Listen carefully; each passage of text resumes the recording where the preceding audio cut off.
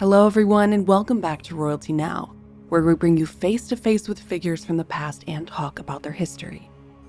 What is the true face of Anne Boleyn? There's some new, compelling evidence that has come to light in the last few years about a lost portrait that may reveal Anne's true, painted-from-life face to us. Today, let's talk through this new evidence and see some new facial recreations from this lost portrait. Anne Boleyn is notorious for being the second wife and queen of King Henry VIII of England, eventually being wrongfully executed on his orders in 1536. The only undisputed image we have from her reign is called the Most Happy Medal, which, even despite attempts at restoration, is a really poor image. The reason it's so hard to get a picture of the true face of Anne is that after her death, her image was essentially erased from England.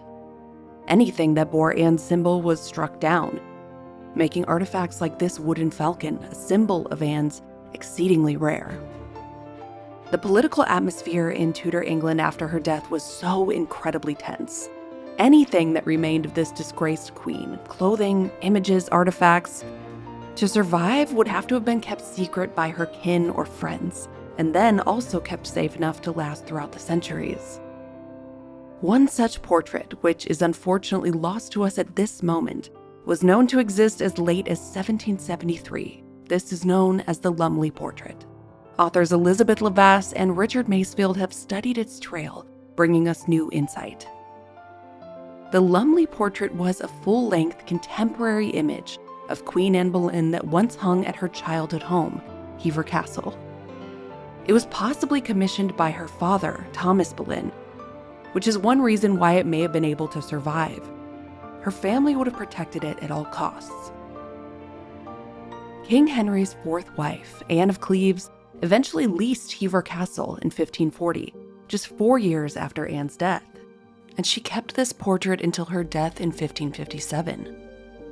We don't have a record of how Anne of Cleves felt about her predecessor, but this shows us that she had enough admiration and respect to keep this portrait safe, which I find pretty heartwarming because at the end of the day, both women were victims of Henry VIII. After Anne of Cleves' death, it was willed to her friend Henry Fitzalan, who then willed it to his son-in-law Baron Lumley, which is why we call it the Lumley Portrait today.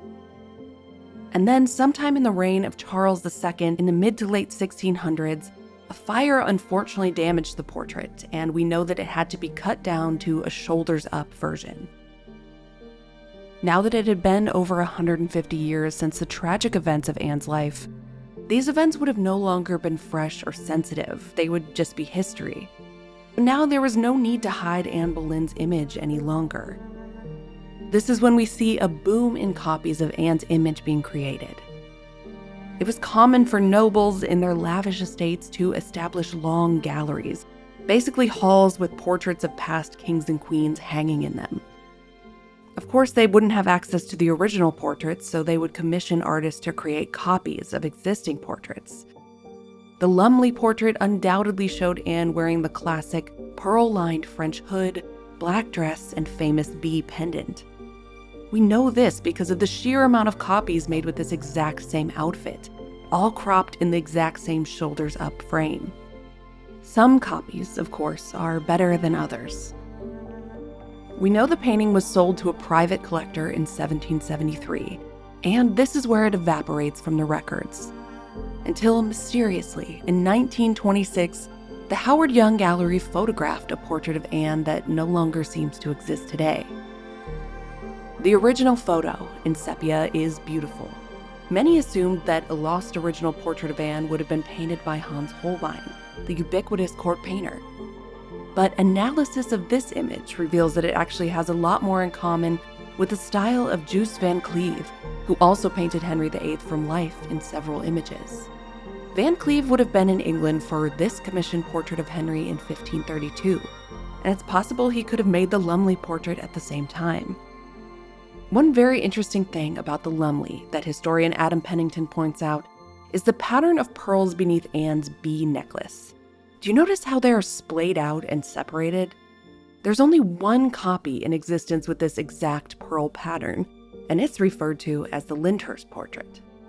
The pearl detail is a very interesting one, and to me it perhaps indicates that the Lyndhurst was one of the earliest copies of this original Lumley. But to some scholars, it indicates something else entirely. It turns out the Lumley and the Lyndhurst portraits are both painted on panel. The two happen to have identical dimensions, identical inscriptions, and identical silhouettes. Is it possible that the Lyndhurst version is one in the same with the version photographed by the Howard Young Gallery in 1926? Maybe unrecorded restoration work discovered that the Lyndhurst is actually the original, lying in wait under a layer of overpainting. Honestly, I'm a little skeptical of this theory just because the photographed version to me looks like it was painted by a much more skilled artist, and the Lyndhurst looks like a clumsy copy. But there's no denying that they have huge similarities. Something else interesting about the 1926 photograph and the Lyndhurst is that Anne's hair appears to be dark red, rather than the typical brown or black she's usually depicted with. This is also present in another painting called the John Hoskins miniature, which was painted in the mid-1600s, and on the back has a note that says it's a direct copy of, quote, an ancient original. So it would appear that some of the most direct copies of this lost portrait show much more vivid red hair than other later copies. I mean, this does make sense. Anne's daughter Elizabeth was famous for her red hair, and it was really common in Tudor England to be blonde or redheaded. The physical descriptions of Anne from her life all mention her beautiful dark eyes, but never her hair color. It's possible that Anne Boleyn was a redhead, or had much more auburn hair than later portraits would suggest.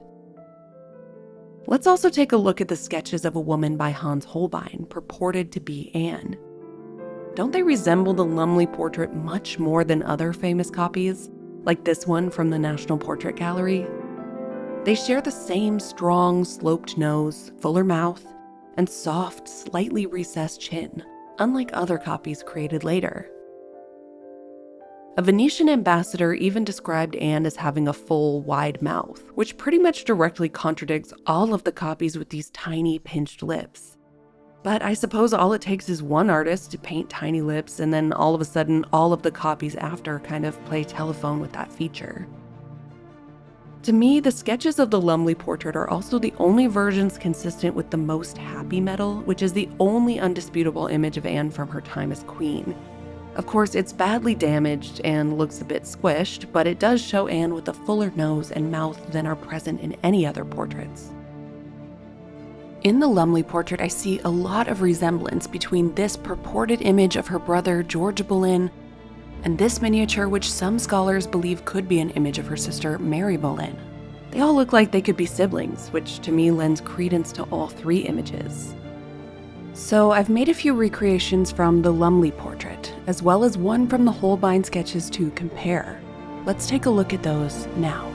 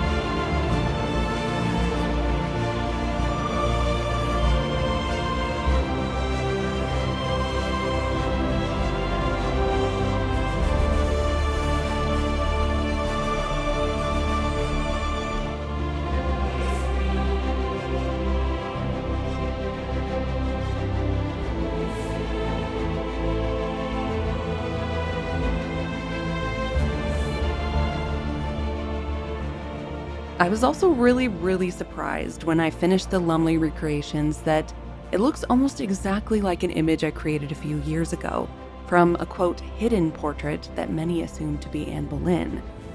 Here's the portrait, which researchers found under an image of her daughter, Elizabeth I. Now, just a disclaimer that this hidden portrait is probably not Anne Boleyn, but the resemblance is pretty uncanny, which was interesting to me. For that analysis, we made a whole video, so go ahead and check that out. So what do you think of this theory about the Lumley and Lyndhurst portraits? Let us know in the comments below, and we'll see you all for the next video.